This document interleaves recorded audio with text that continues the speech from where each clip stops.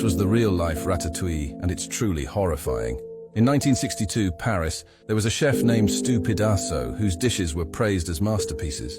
But what no one knew was Stu Pidasso had a secret sous chef, a rat named Remy. Unlike the animated tale, this wasn't a heartwarming partnership. Stu had been obsessed with cooking perfection, and after accidentally discovering that Remy could mimic his movements, he enslaved the rat. Day and night, Stu trapped Remy inside a small cage, forcing him to create flawless dishes while taking all the credit.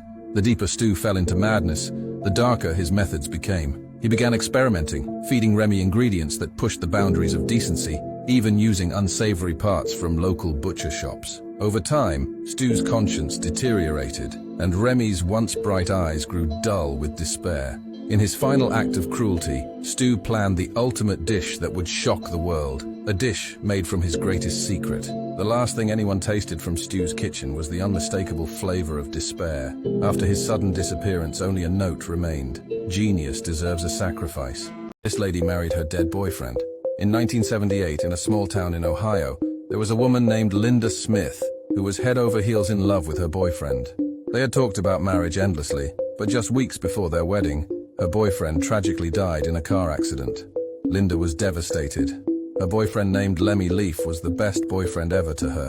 One evening, Linda couldn't take it anymore and she dug up her boyfriend's grave with the help of her two brothers. She announced she was still going to marry him.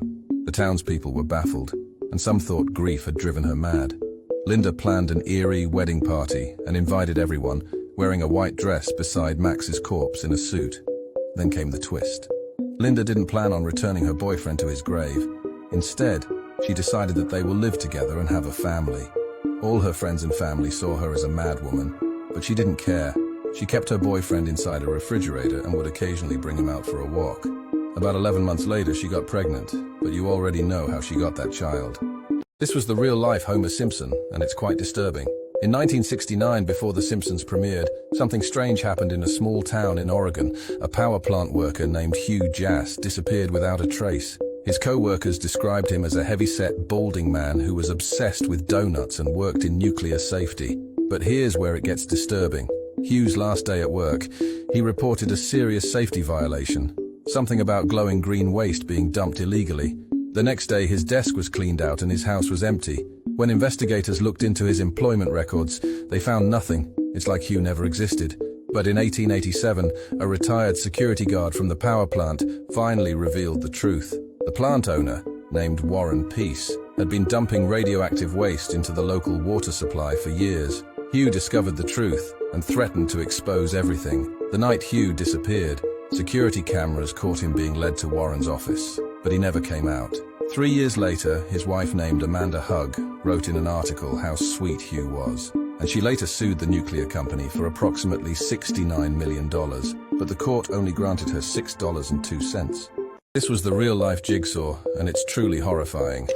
In 1984, John Spilsbury, a wealthy businessman, vanished without a trace, but when police searched his mansion, they uncovered something far more sinister. His home was filled with sadistic traps, spiked walls, poisoned locks, and floors rigged to collapse into pits of sharpened metal. Investigators found disturbing journals where John described his twisted obsession, testing people's will to survive by forcing them into deadly games. Over the next decade, 5 victims were discovered, each enduring unimaginable horror before their deaths. One man was forced to solve a puzzle while his body slowly burned from the inside.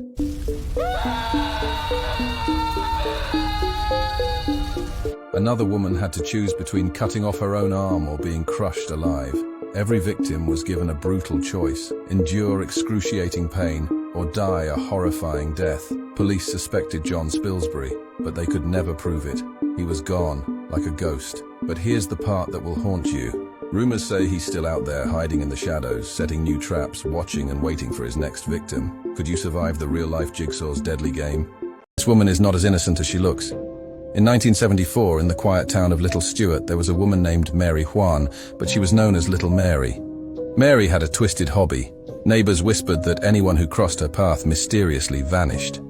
No one ever suspected her, until one day, a young boy named Jimmy disappeared after delivering groceries to her house. His family searched, but the only clue was a single grocery bag left on her doorstep. The police questioned Mary, but she was calm, offering tea to the officers. They found nothing in her home and moved on. But one night, a neighbor saw something terrifying. Mary was digging in her garden under the full moon, burying something. The next morning, a perfectly tended flower bed appeared in its place. Months later, more people vanished, always with Mary being the last person to see them. When the truth finally came out, it was far worse than anyone imagined. Mary had been using her victims as fertilizer for her garden. But when authorities stormed her house, Mary had vanished, and what they saw when they entered her bedroom was truly horrifying. This man ate 300 burgers in one day, and it ended horribly. In 1983, a man named Chewy Beefus walked into a small-town McDonald's and placed an order that stunned everyone: 300 burgers. The workers thought it was a joke at first, but Chewy wasn't laughing. He paid up front, pulled out a chair, and started eating, burger after burger. Rumors spread. Locals crowded around the windows, watching him devour the food at an unnatural pace. His eyes grew darker, and his skin paler, but he kept eating. Some said they saw his jaw unhinge like a snake's. After he ate the 300th burger, something strange happened. He got up and went to the bathroom. Strange noises came from the bathroom, and out of nowhere, dirty water started coming out under the door. He had clogged the bathrooms. All the other customers started running out of the restaurant. Only the manager remained, and when he went inside, Chewy was gone. The manager found his receipt on the floor, and in there was written, "He is still hungry." To this day, no one knows what happened to Chewy or what he did in the bathroom. This American woman was pure evil. In 1953, in the small town of Boomersville, Florida, Anita Deck was the perfect housewife, super pretty and with a warm smile for everyone in the neighborhood. But Anita hid a dark secret. 6 of her previous husbands disappeared without a trace. Still, no one dared question Anita. One night, her new husband, Frank, noticed something strange. Anita never ate at dinner. She always pretended to eat her food, but as Frank grew suspicious, he discovered her hidden diary, revealing a chilling truth. Anita wasn't just killing her husbands, she was feeding their remains to the guests at her famous dinner parties. Frank tried to escape, but it was too late. That night, the doorbell rang for another dinner party, and Anita greeted her guests with her usual smile. As they sat down to eat, Anita leaned in and whispered to Frank, "Don't worry, darling, you're next." At that moment, Frank found the bathroom as an excuse to finally escape. He managed to reach the police station and inform them of what was going on. Once the police got there, the house was empty, but when the police searched the basement, the story was much darker than they knew. This American cop was pure evil. In 1965, an officer named Harry Kane was a cop everyone trusted in the small town of Blandford, Arkansas. People called him the nicest guy in town, and he lived up to it, on the surface. But behind closed doors, Harry had a secret. None of the criminals he arrested ever made it to jail. One night, a young rookie officer named Justin Time noticed something odd. Harry never wrote reports. He joked that paperwork was for losers, but Justin couldn't shake the feeling that something wasn't right. Curious, Justin followed Harry one night when he took a drunk driver into custody.